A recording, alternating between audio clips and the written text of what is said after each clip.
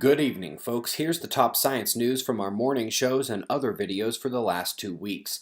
We're starting here with yet another indication that cosmic rays play a role in lightning production and the global electric circuit.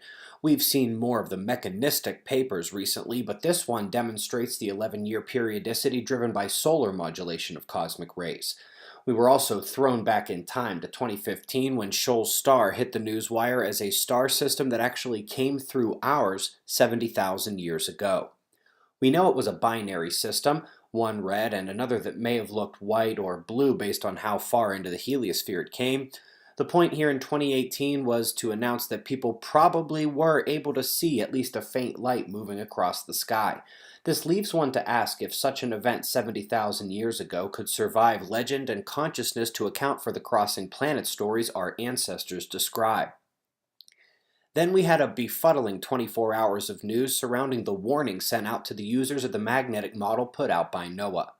An unexpected and unmodeled fast core flow, combined with external fields as well, has caused deviations in the real-world magnetic field structure used by scientists for various models and various purposes. We have well blown past the acceptable specified level of error in the model. Perhaps most interestingly was that I got a member on the phone from Cyrus, and after describing these events, which are the first such deviations and the potential need for the first off-cycle model release ever, he said that they were not abnormal. We do remain dubious about that conclusion, or perhaps the working definition of abnormal in this case.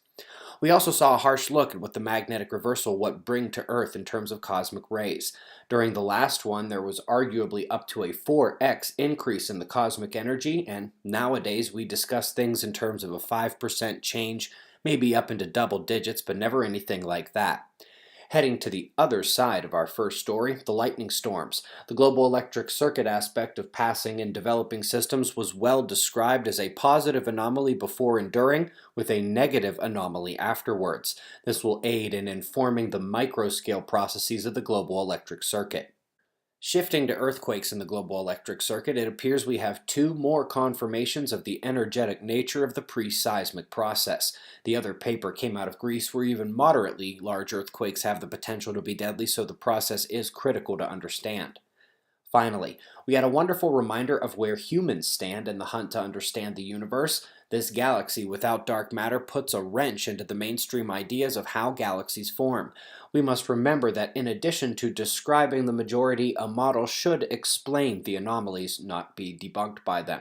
Speaking of cosmology, we had two more episodes in our universe series. Dr. Myers from Princeton, who is discussing the current status of the WIMP searches, and we were also introduced to Dr. Biswas, who has one of the best and simplest explanations for galactic dynamics. The first 4 episodes are in a new playlist and linked for you below this video. We also had a pretty interesting plate movement story come out of the world of science, but seemingly like something we should have seen on April 1st.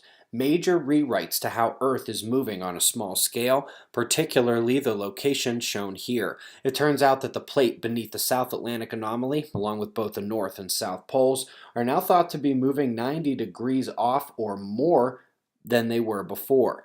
Lastly, folks, we took a quantitative look at the most recent catalog updates and risk assessment for a level 7 volcano. We see that we are in the expected period that would have had such a major event, or one coming within 100 years, but from a deposition and caldera formation process, we have been below average for a few thousand years. The link to that study can also show similar low activity periods in the past, usually punctuated by events towards the higher end of the scale.